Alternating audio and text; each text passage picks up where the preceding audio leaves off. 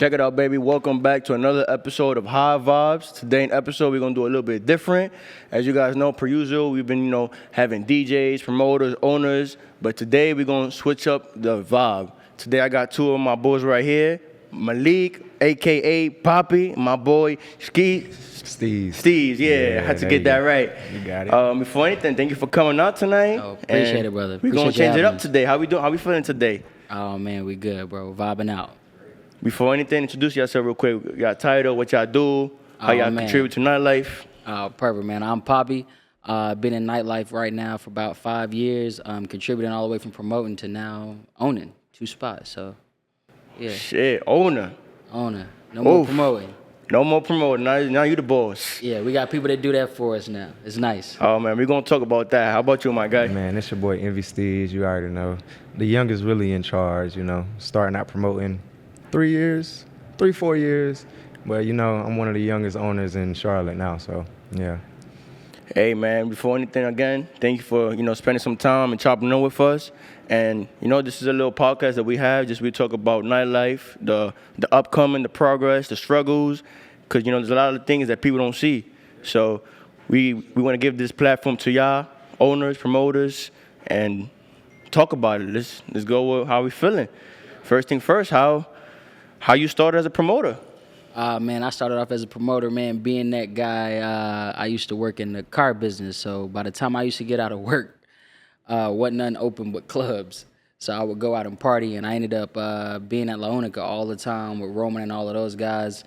And it ended up turning into like, oh, well, bro, people are starting to ask for you. If you book a section, you get $100. If you do this, that, and the third. And then it blossomed in from that to like, all right, bro, well, low key, I'm getting more people to talk to me than it is you guys. I kind of want to branch off and do my own thing. And then it just blossomed into what it is now, a couple years later. Now, what kind of events you do when you first started promoting? Like, do you have a specific event or? Strictly Latin. When I first started out, I was doing Latin, and I went from doing it at La Unica with those guys to starting my own and having the worst deal in the country because I didn't know nothing at a place called 4800 in Charlotte, and it was terrible. To getting linked in with Manny and those guys and getting Dubai, Brooklyn, and everything else. So in other words, you came from the struggle. Oh, yeah, for sure. Yeah. I like talking about the struggle because that's something that a lot of people are scared to talk about. They only want to talk about when you're winning or when you're up. And I feel like in any business, you're going to have your struggurs. You got to embrace that. So talk about that a little bit if you don't mind. Oh, yeah, man. When I first got into it, I didn't know what the money was supposed to be like. So getting into it, I was like, all right, that's fine. I'll take $100 a section or whatever the case was. And then moving from there to actually doing my own events and throwing my own money and doing my own promotions and getting flyers. I didn't know that it was a true business side to promoting. So when I walked into it, I was like, oh, this is just going to be easy. I'm just going to show up, make my money, find me a DJ, and I'll be straight. It's so much more to the game. And between bar sales, liquor recovery, cost of goods, dealing with bottle girls, dealing with owners, like the deal itself having to make sense, whether it's, you get door money, whether you get a certain bar percentage, and the way everything can kind of be finessed, it was just, man, it's a business. It's a whole nother world. Yeah, because, people look at this business and they just be like, oh, I'm a promoter, the girl's going to be there, the bottle's going to be there, quick little money. But then you got this whole other side, and you're like, damn, man, I can you got to invest in this. Yeah, me and this man done threw parties, bro, and there's been 10 people there. And we done threw parties, and there's been 1,000 people there. So it's definitely a science to it, and it is a learning experience. You can't just do it. Your popularity alone won't get you but so far. Yeah, we gonna get back into with that. Real quick, bro, introduce yourself, what you do. Like I said, I'm Steez. Yeah, started off as a promoter. How I really got into it, though, I came into it, I didn't drink or nothing. I'd never been out of my life. But I started off with a girl that I was talking to. She took me to the club. I just started going every weekend. Females just coming out with me because they look at me as a pretty boy. So as I learned, females are what really make nightlife. Because you don't see not too many males that'll come out if there's no females that's going to be there, you feel me? So when I was doing it, I wasn't making money in promotion. So I was just doing it. I was bringing girls to other promoter sections, making them look good. So I just learned the game and learned how to make money myself, and it's just been up from there for real. That's all it is to it. What you think about the struggles in nightlife? The struggles in nightlife, everybody think it's sunshine and rainbows, really. But a lot of people, they burn cold season. Because cold season is where you really have to, put your foot down, have a game plan with what you're doing. And a lot of people fall and stop promoting it. It's way more than people think it is just throwing a party, telling people to come out. At that point, you can just be a section. It's more than just filling up a section and filling up a whole club. Damn, y'all saying some gems here tonight. So behind doors, behind cameras, behind the scenes, what are some things that certain people that aren't in the nightlife, they don't see, but you guys got to go through and, feel me? Shit, how much it costs? That too. Okay, let me answer.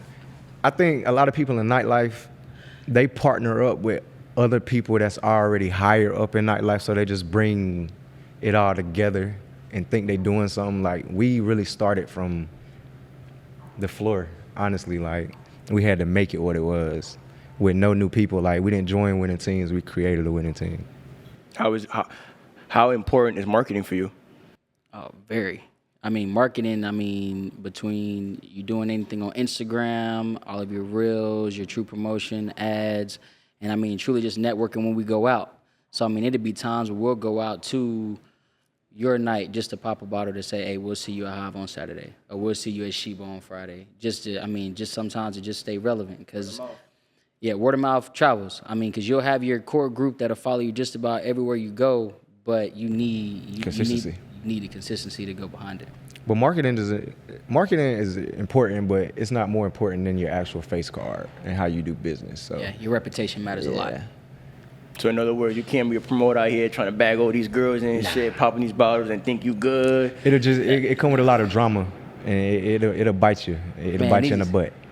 Get caught up with them women if you want to. Yeah. Mess around and have them acting crazy all over that club. You can't come do burn it. your club down. Oh yeah, want to fight, want to get in arguments, make a big deal. Nah, you can't do it. Yeah. So you mentioned that you was an owner now of a club. Let's talk about that. How was that transition from being promoter to now you the CEO, you the behind the doors? Well, the way we kind of had things structured when we were promoting was basically the same thing. I would bring my own staff. I'd pay for my own wristbands. The only thing I didn't pay for was liquor, lights, and the other things. So we kind of brought our own everything from door girls. We would hire our own bottle girls. We hired our own bartenders. We even got our own Square accounts to where we could run things for our side of the business. Because we saw those terrible deals, which was like, oh, well, we'll do you a bar percentage, but you can play with those numbers. And we found out that door money was immediate money. Like, can't no one take it from you. It's right there. So as soon as someone taps to pay that $20, $10, $5, whatever it is, when they come in the door, it's immediate, opposed to someone buys a bottle and you get a percentage of a percentage and at the end of the night. So it took a little bit of learning. But we kind of already had the idea of like doing our own hiring events and interviewing people and seeing how like making sure people promoted and making like just monitoring people and almost micromanaging our own staff. So then by the time it came for us to get our own club, it was like green second light. nature. Yeah, green light. Nothing changed but the actual title. So y'all just been doing it, hustling. Yeah. Nah, I respect that, man. Like, I really do. It's not an easy transition. People think it's an easy transition, and it takes a lot of time, a lot of sweat, tears, a lot of money investing. Sleep. And sleep. Sleep. That's something that I don't think people understand. Nightlife, there's no sleep in this nightlife. Like, it's 24/7 on go. Yeah. You have to be out. You have to be out every day just to train your body to be up. Like, it's a lot to come with it, man. Yeah, getting with the trends and doing the fun, like, and networking. It's all good, but there's also that bad side to nightlife. You can't have an ego in nightlife. Mm-hmm. You can wear your chains, you can have your watches, drive your nice cars, live where you live, but you can't have an ego. It'll hurt you. You got to be a likable person. You got to be a person. Yeah, you got to be a person. You can't be you can't be mean, you can't be rude to people, because at the end of the day, that word of mouth travels. And if it don't go the right way, we've seen people crash and burn just as good as they threw a party. Don't nobody else come out next week. Right. Now, you see, I'm a DJ myself, and, you know, as you, being that you started as a promoter, you know, there's many times where I've, of course, not just you, but a promoter, like, they want to have, like, they have certain things they want to do or certain ideas, but they can't because, like, they have, like, a hand tied by the owner. So now that you're the owner, like, how does that change? Like, how that perspective change? I mean, we just use our full creativity. I mean, as long as it makes sense, and I mean, it's within our budget. I mean, we're able to really do just about anything, man. We've put mechanical bulls in clubs, beds in clubs, basketball goals in clubs. I mean, it just really, it just depends on what you're trying to do. I mean, not having to, like, run it past somebody is nice, but you got to also understand that your people in your corner got to keep you grounded, because we'll come up with some crazy ideas, and we need people like Abby and Polly, some of the great people that we have, you know, on our staff to tell us, hey, this don't make sense. This is a little too crazy. Like, so we, you know, it takes a village, and thank God we got a good village. So it transitioned from having a small lounge to now being uptown. Nah, I'm really happy for that, and for that you guys got that going on, and y'all got your own motion. So huge shout out to y'all. But real quick, let's get in tune with you real quick, bro. Earlier you mentioned that you do fashion, and you know, let's talk a little bit more about that. So if you don't know, I model a lot of people like brands down here. Eventually I'm gonna start my own. That's really, well, I got known in this city selling shoes. That's how I started off when the pandemic first hit. But then it got washed down because everybody was trying to copy everybody to see how they can make money. Then I got into modeling people brands, and I wasn't doing it for money. Like, I would do it just off the strength, just to get my name out there to help them out. You got to help people to help yourself sometimes, you feel me? And I mean, Charlotte, it has so much potential for fashion. It's nothing like Atlanta, because down here in Charlotte, people don't like to work together and help people out, like give people tips on stuff. So, I mean, fashion, it has its potential, but it just hasn't hit the mark yet. Now, question, do you think that fashion and nightlife connect? Because in a way, I feel like in a way it does. Like, do you see yourself making, like, some type of collab shit, even in Hive, you know, like a fashion night or something like that, or? So, yes and no. Because, I mean, some people, I'm not gonna say you have to get it, but some people just don't know what fashion is. You feel me? Like, everybody has their own sense of fashion. So they see some people that, you know, you got people that wear the baggier pants, like the bigger clothes, like they try to do it and they can't work. So it's a different dynamic for it. I mean, but shout out to Carolina Streetwear Market. They bring a bunch of clothing brands together. They just did an event this past weekend. They bring people together, people, you know, network, try to get stuff out to other people, and they just do stuff like that. But in the club, I don't think it don't really match, if you ask me. You feel me? Because people try to come out in their best dress regardless. So you look like you wanted to say something. Oh, listen, I don't know about fashion. At this point, I ask this man what I should wear. He does. Every time I go to the club, pick my outfit out for me, bro. What we doing? You can't have me out here looking crazy.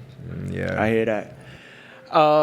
When it comes to nightlife, you know, we have our bottle girls, we have our DJs, we have our hosts, you know, we have the entire staff. Like you said, it takes a village to make the night successful. But when that night isn't successful, what are things that you guys have to do to, like, all right, let's take a minute, let's rebuild real quick, and let's get back? Accountability, that word. Because for it not to work, there's a disconnect somewhere. You just got to find out where it is. So sometimes it may be in promotion, sometimes it may be in staff, sometimes it may be the venue. Like, sometimes a venue may not have the best reputation, so no matter who you put in there, it's only going to be able to do but so much. Sometimes it may be bottle prices. So, I mean, sometimes it may be the night that you're there, because we've seen a club where you go there on a Wednesday and it's booming. Like, you can't sit down, there's hookahs, bottles going everywhere. You go there on a Friday, it's dead. So it just depends. Like, you got to truly understand your market and your venues. You got to also understand your owners, because some things that someone will let you do, it won't even be a conversation somewhere else. So it's just, I mean, you gotta learn your city, your market, and once you figure that out, you're able to kind of, you know, move the way you want to move. And make those adjustments. Yeah. I mean, I feel like you really just gotta hold your head high and you just gotta be hungry for it. Like, you gotta go into it like, what can I do different? And you just gotta go about it like that. And some nights, like, say you have a good night, the next week you have a bad night, sometimes you just gotta sit down and humble yourself. Like, you just gotta go back to the drawing boards and just redo it. I feel like that's all it is, just being consistent. You're going to have your good days. You're going to have your bad days. Yeah. Just like if you play sports, you'll have bad games. I mean, you can't quit because of it. Yeah, yeah. So, say anyone that wanted to join this nightlife industry, what's some like kind of gems that you guys would give them to kind of get on track and make sure they're going for a right path? I got one. My main one is be your own self. Don't try to do what everybody else is doing because it doesn't mix well. Not in nightlife. Contracts. That too. Contracts. This word of people telling you one thing, doing another, and nah. It's get a janky out here. contract. It's very for janky. sure. That goes for owners, promoters, DJs. No offense. No, like, definitely. Get a contract. That's my boy man. DJ Roxy's favorite word, contract. Contract. Contracts. Like, please protect yourself. You'll be surprised at the way you can finesse systems, the way numbers can change, how somebody can talk to somebody on their team, and then now when they come to you and it's money involved, that now you don't get paid this or this, that, and the third. Like, it's a process. Like, I mean, for instance, you've got like certain deals that just sometimes don't make sense. So what I mean by that is, like, somebody may say, okay, great, we're gonna do an event at Hive. And the deal that I would like as a promoter is I want 100% a door, I want 20% a bar, and I don't want to pay no expenses. So what expenses for a club would be is like security, DJs, door girls, things of that nature, right? So you have light techs, all types of things, right? So for clubs, they can almost always win if you're the owner, if you have the right deal in place. But for a promoter, it's real easy to get roped up and lose, right? So if you do that exact deal right, but they say you got to pay all expenses, right? So let's say you have 40 people come through the door at $20, that's $800. Your DJ, $400. Your door girl, $150. Your light tech, $200. Adds up. You didn't make no money. And then by the time you talk about doing your flyers, if you buy your own wristbands, things like that, I mean, you didn't make any money. If anything, you lost something. And don't even add videographers and photographers into any of that. Just keep it simple. I mean, it can be bad for you. And it can also be moments where you have a deal where, let's say you get 20% a bar, and you don't get no door, you don't get any of those things, and they take the gross sales and they minus your expenses, right? So let's say you have a night where a bar does $4,000, but door did 10 grand. So prime example, let's say a place like World, right? World has a big, heavy GA crowd. There's always people on the dance floor. There may not be a lot of people necessarily in the sections, but on that dance floor, you've got 700, 800, 1,000 people, right? If you're not getting in that door money, a promoter's losing out on that. And that's a big draw. I mean, you talk about 1,000 people at $20, that's 20 grand. Yeah. That's crazy. See, I'm kind of glad we kind of getting into this conversation, because a big problem that we're having in nightlife is pay.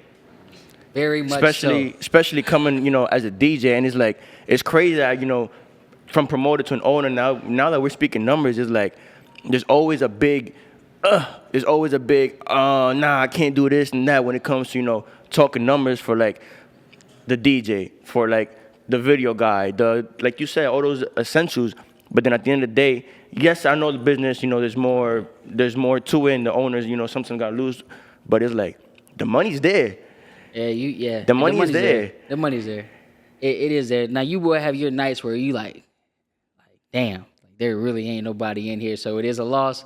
But that's very, very far and in between. And if you're doing anything right with your venue, you have days that make up for that. So you may have a slow Thursday, but your Friday and Saturday, boom. So it makes up for that loss. But yeah, I mean, as an owner. I mean, sometimes you do got to be stingy. Sometimes it don't make sense. For real. Like, I mean, if you have, but again, to that, like your face card means a lot. So even if you do take that L, man, pay your DJs, pay your videographers, pay your light techs, make sure you pay your people, because at the end of the day, I can tell you right now, without that DJ, ain't nobody coming in here anyway. Without no bottle girls, you can't sell liquor. Without your door girl, you can't collect pay at the front. Right. Without your light tech, it's just gonna be dark in here. Like, it just, so I mean, if you everyone plays a huge important key factor. Yeah, it's a big. When you sit down, you're like, oh, it is a bunch of big moving parts to make it successful. It doesn't just happen because of a promoter. It doesn't just happen because of a DJ, a bottle girl. I mean, it is truly it's a team sport. Now, mistake me if I'm wrong, because me personally, I'm one of those DJs that, I like building connections. So, like, if I'm working with you and then we have a bad night and you tell me, hey, yo, we had a slow night, I could work with you. But something I don't like is, like, because when the night is good, let's be real, promoter, owner don't come, yo, bro, here, extra $100. You feel me?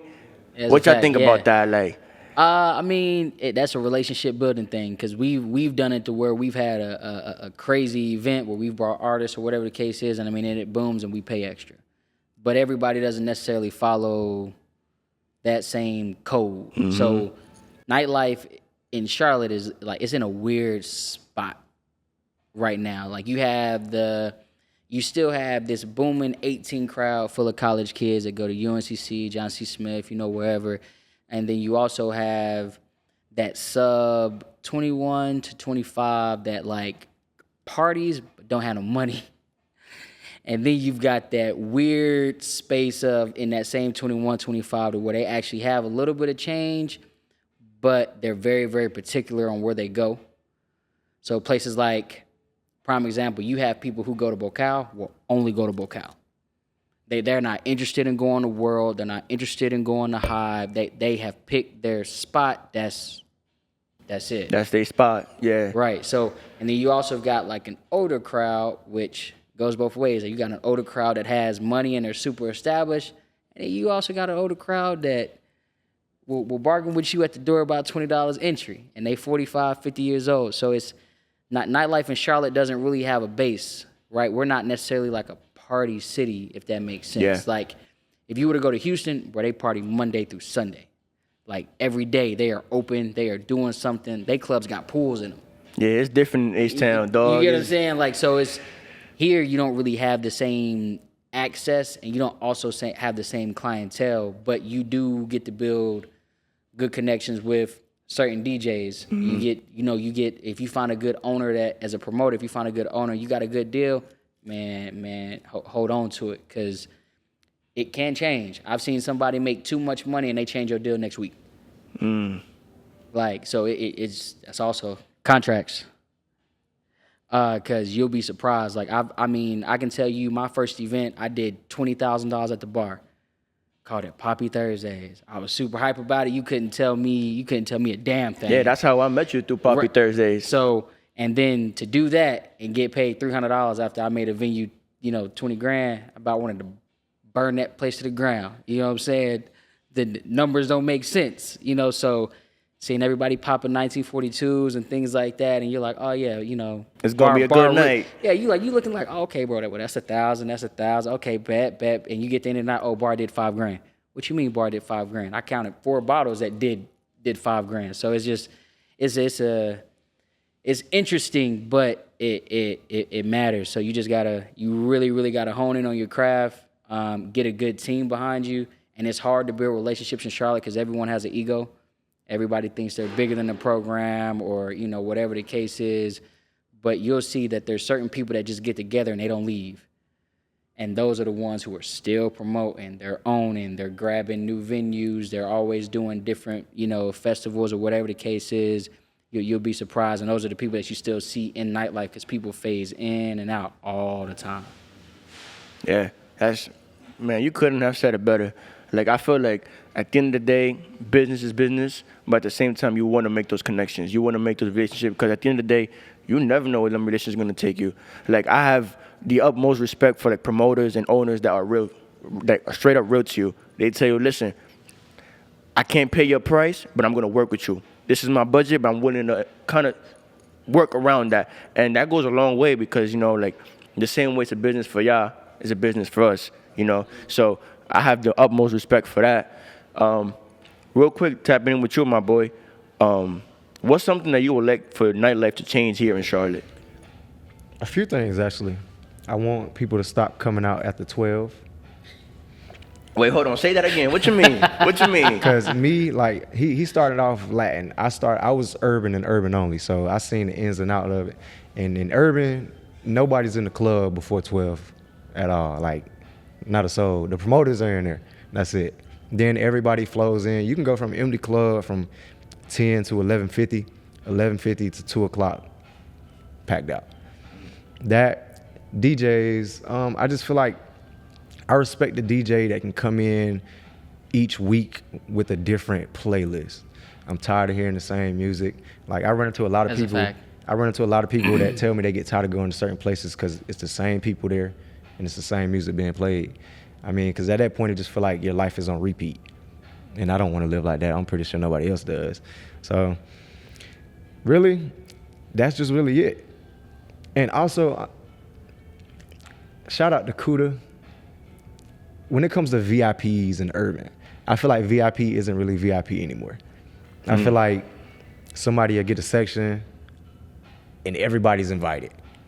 If they coming to put in on bottles, you can have 50 females and like 20 dudes in the section.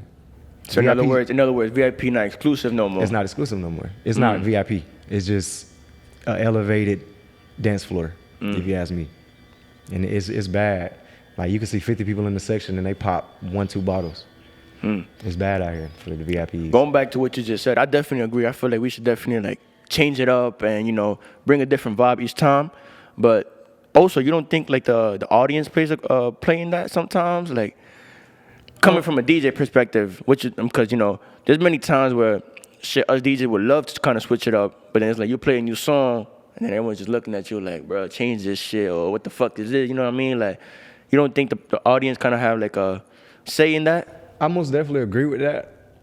I also run into a lot of like, people really don't pay attention to the music until they get drunk.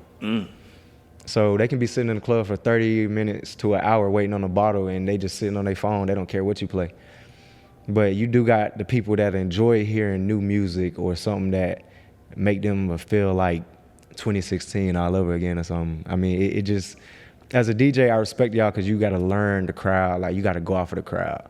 But at the same time, I feel like, shit, it don't hurt to jump off the porch, if you ask me. So, yeah. What about you, Papi? What would you change? Things I would change. I'd like to change venues. Like, I want to see those crazy venues. We don't really have them, like, in Charlotte, right? We have nightclubs, and some of them are, like, super nice, but we don't really have nothing, like, no crazy-looking venues. We don't have any pools or nothing that's, like, super-duper nice, elegant, even our own, right? Like, even those are things that we talk about, like, hey, when we want to renovate, what do we want to bring to the table? Because when people go out of town, the one thing that I've noticed about nightlife here is we are one of the only cities where we have a major football, basketball, soccer, baseball team. We even have hockey, and you don't ever see them in the club. When have you seen Mellow Ball in Charlotte? Damn, that's when crazy. When have you seen some of your, your quarterbacks, your running backs, your safeties, whatever the case is? Because 9 times out of 10, they don't feel comfortable at the venues that we provide right now. But when they go on the road, they go to Houston, they go to New York, they go to Miami. They have no problem going out there and spinning a bag. But we don't really have the capacity to make them feel safe to spend the money that they have, which is why we don't really see them here. So in other words, you want to kind of open nightlife more to like the artists, the celebrities, like that more to like the different crowd.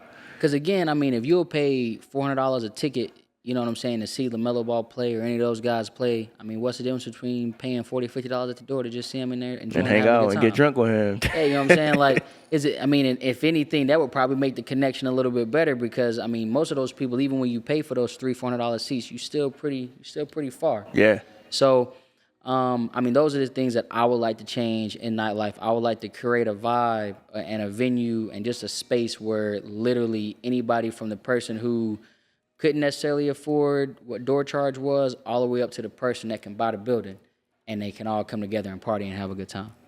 Hey, couldn't have said better. And like I said, bro, like this is like High Vibes. This was the name of our podcast, and that's like basically a platform. We just want to give you guys the platform to talk out to the audience, anything behind the scenes, what is nightlife, and you know, like I really appreciate y'all coming out real quick, chopping up with me. Appreciate you too, man. And because y'all said some gems, y'all definitely said some gems, and respect. So like a lot of people need to hear it. They don't hear it enough. So, hey, I ain't gonna take more of y'all time. I appreciate y'all coming. DJ Melvino, my boy Papi, my boy Steez, we out here, another episode. And any few last words before we chop it up? Hey, man, I see y'all boys at Queen Sheba and Hop. that's all it is to it. You couldn't have said it better, man. All right, where can they find you at on Instagram? You can find me at They Call Me Papi CLT. And you can find me at Envy Steez.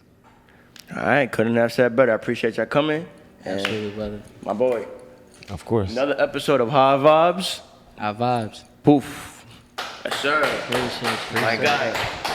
My dog, man. Appreciate you, brother. feeling good, and it went off.